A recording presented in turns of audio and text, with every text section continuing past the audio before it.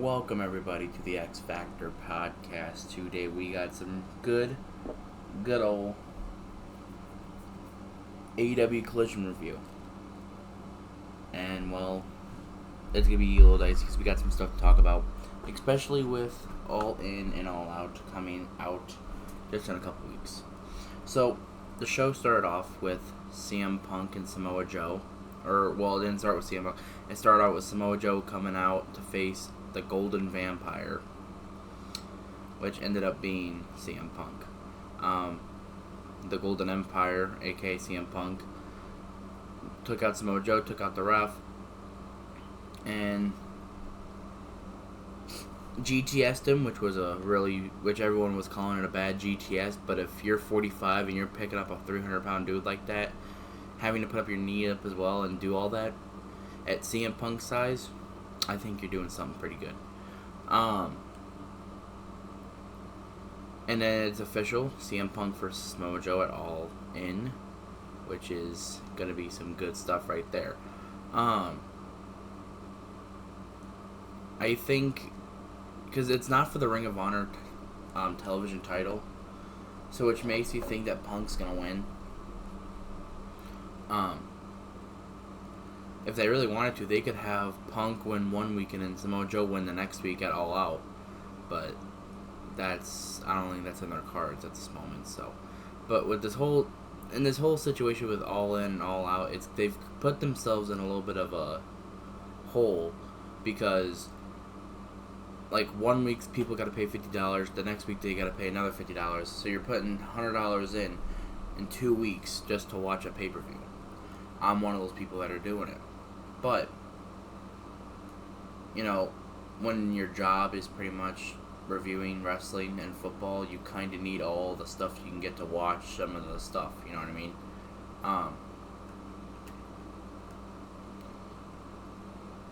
So it's kind of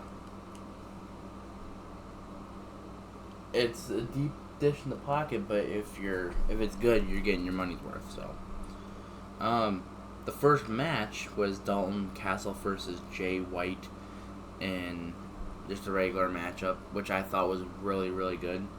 Dalton Castle, I think he's one of the better charismatic guys in AEW, Ring of Honor, wherever you want to call it. He is such an entertaining person that it's like when he comes out, you gotta like him, you know what I mean? When I first seen him, I was like, this guy's kind of weird, But, like, now it's just like whenever he comes out, it's like smiles because he's a great performer. His character is amazing. It's like, what is there to hate about it? Everything he does is well. So, the match overall I thought was pretty good. Jay White, of course, ended up with the win. One thing I got noticed, though, because a couple years ago, I think it was Dalton Castle, I think he broke his back. And, like, legit, like, now he, like, when he sells it, like his back injury, I feel like it's like it probably does hurt bad, but like if he's selling it too, it's like it makes it feel like different in a way. You know what I mean? So, overall the match I thought was really, really good. So, after the match, the Combat Club, the Bullet Club Gold had a segment talking about going after the Elite and pretty much, Jay White said that Kenny and his little buddies were not the best version of the Elite. Which got me like, ooh, okay, we're getting something going with this. And then, Juice Robinson and the Ass Boys decided they want to have a trios match ahead of their trios match versus the Elite on Wednesday. Which the Iron Savages came out. Which Iron Savages are another Ring of Honor team that are really getting pushed up through the Collision card. So that's a good thing to see there. One of the guys, I can't remember. It was not the big dude. It was like the medium sized dude. Like not the small guy, not the big guy. It was like the other guy. I can't remember his name right. Bear Bronson, I think, or something like that. I think. I'm not 100% sure. He goes, I'm an ass call me an ass boy because I'm gonna go gah, and it caught me off guard. And the next thing you know, you hear Nigel go, "Excuse me," and that shit was the funniest thing. That was probably the funniest thing that could happen was Nigel go, "Excuse me," after someone says something like that. That now we need that as like a signature like saying for Nigel. Someone says something weird, Nigel, "Excuse me," in his little British accent or whatever the fuck he has at this point. I don't know. It'd be fucking funny every time. Every time he'd do it, it'd be funny. So overall, I thought the match was pretty good. So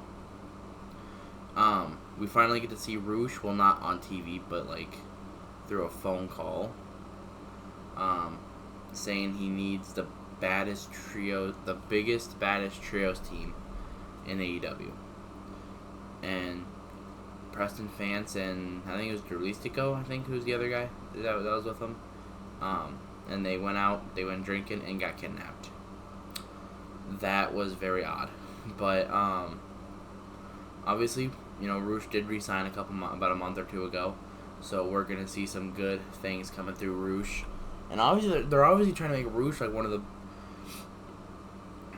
their main stars now because he's gonna be leading a group, which is amazing. So,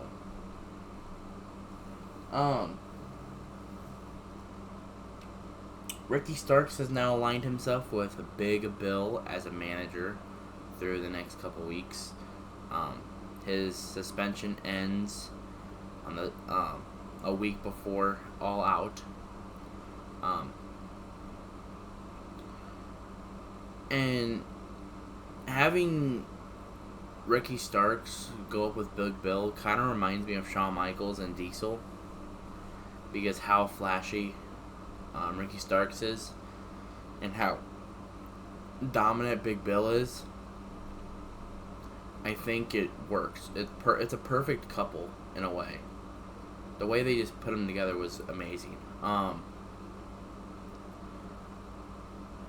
I don't know if this is just for the short term as manager for Ricky Starks, or is this going to be a long-term thing?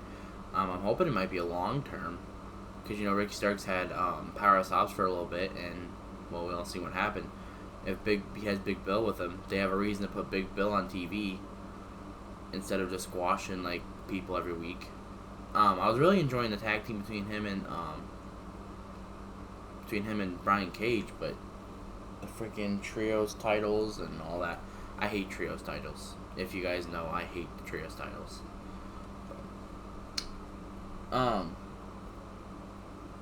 But the putting together Ricky Starks and Big Bill is gonna be a very dominant. It's gonna be like Shawn Michaels and Diesel, I feel. So I have a feeling. So Willow Nightingale versus Diamante, the new upcoming star through Collision, as we get, somewhat of a brand split through this. And they're showing this Diamante girl a lot. Like she had a title match against Athena a couple weeks ago in Ring of Honor, and now she's up with Mercedes Martinez, and now she's doing matches with Willow Nightingale, which I feel like she's really good. She is really good, and a lot of the women wrestlers I see on AEW or WWE, they're not smooth with a lot of stuff that they do. It's like kind of sloppy. She is not really sloppy with anything that she does, which is pretty good to see. So, the match I thought was really good. Willow Nightingale won, obviously, but and obviously you can see they're trying to put Chris Statlander and Willow Nightingale, some of their stars, on Collision. Another thing, though, I was sitting here thinking the other night, and this could be a good idea, this could be a bad idea. They could, not everyone wants to see a brand split come through AEW, but based off what we're seeing as of late, with everyone getting kicked off Collision, or some of the people that Punk doesn't want on Collision, off of Collision, which is understandable because some of the people, I can understand why some of them are off because of either the issues Punk had with them or the thing with Ace Steel not being able to go up to the shows. or it's just the Elite not wanting to interact with Punk since the thing happened, which I feel like they should interact, at least get everything under the blanket and then or under everything and just, deal with it at this point, because in my opinion, personal issues make money. You can see it throughout the whole history of professional wrestling.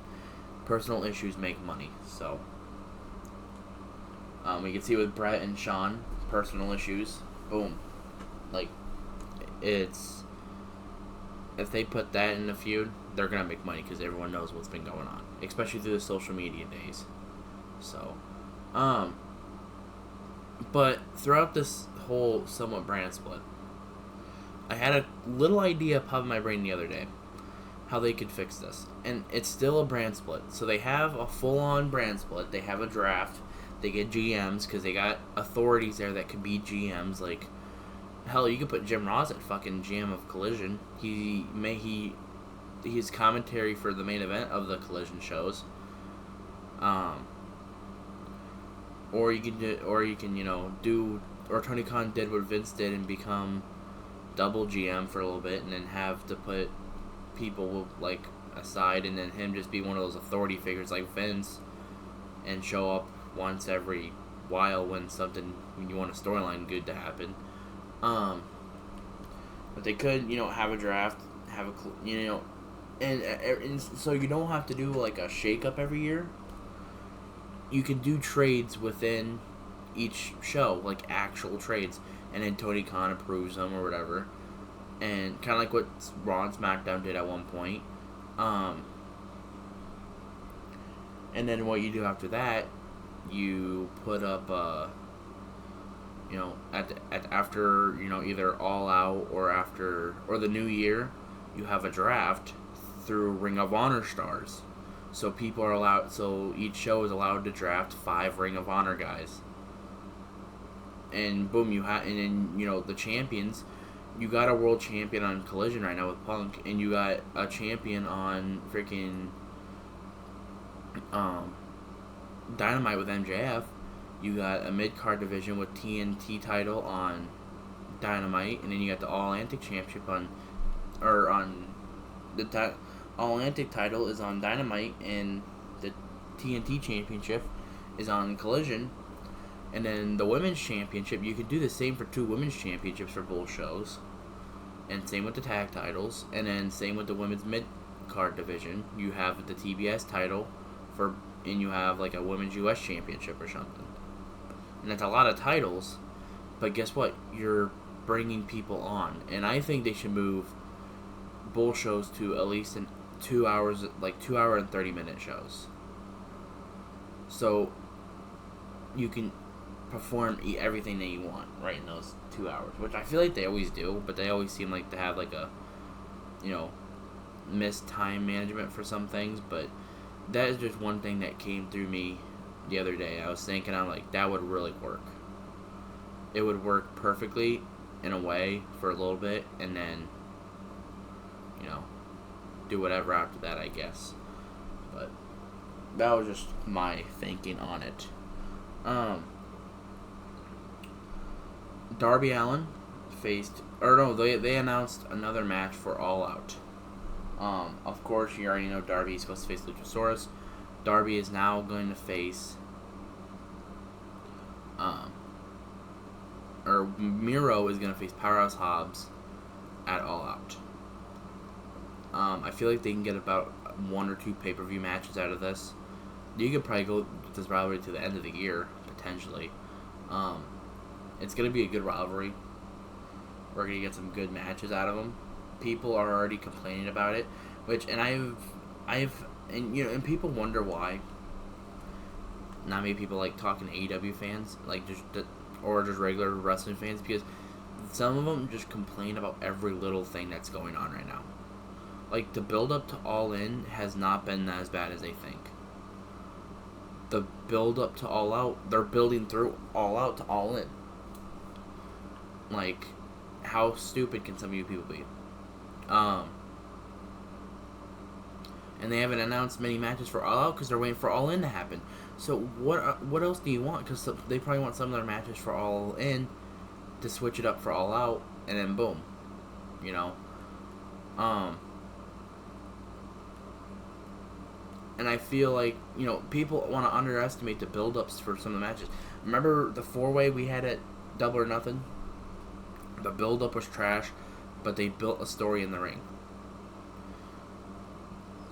And that's been a kind of a recurring thing. If the build-up's going to be bad, the match is going to tell a story itself. Or if the story's going to be good, you know, some of the matches is not really going to tell the story. You know, but the match is going to be alright at best. It's kind of a recurring thing for AEW right now. So you people could sit there and complain, but I don't think none of you people can book better than what, you know, Triple H or Tony Khan's doing right now.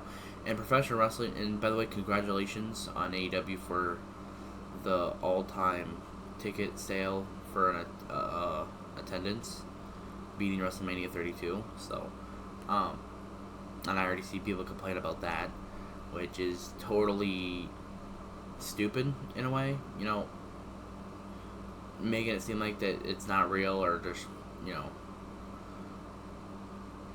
or whatever, but, you know, and then WWE, of course, selling 91,000 tickets throughout both nights of WrestleMania in one day, so congratulations on that, too. So, professional wrestling right now is at an all-time high. It's just you got people that are tribalism, you know, is what they're doing, and people that are just completely stupid. So,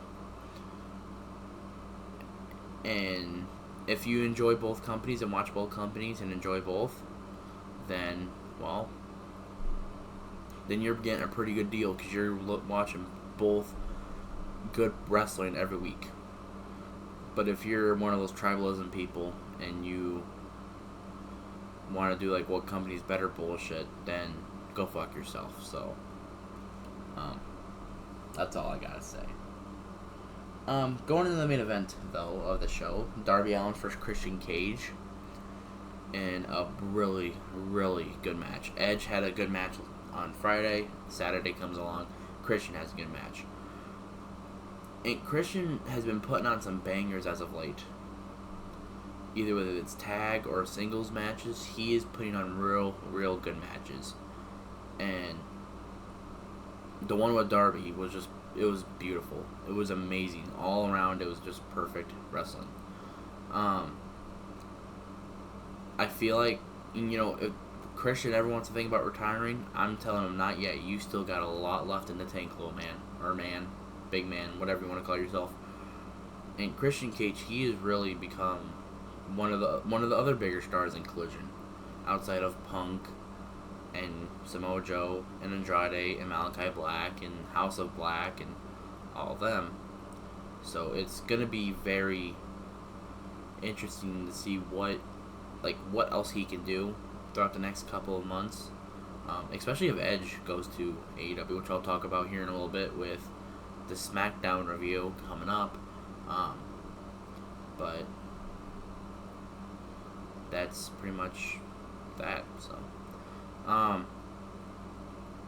next up on the show, we're going to talk about Friday Night SmackDown. And if you are only watch SmackDown or only watch WWE, I will be putting each side of each clip or each audio thing in their own video, but this could be a whole video, so stay tuned for that here, and take a little bit of a second, take a little bit of a break, and we'll be back. So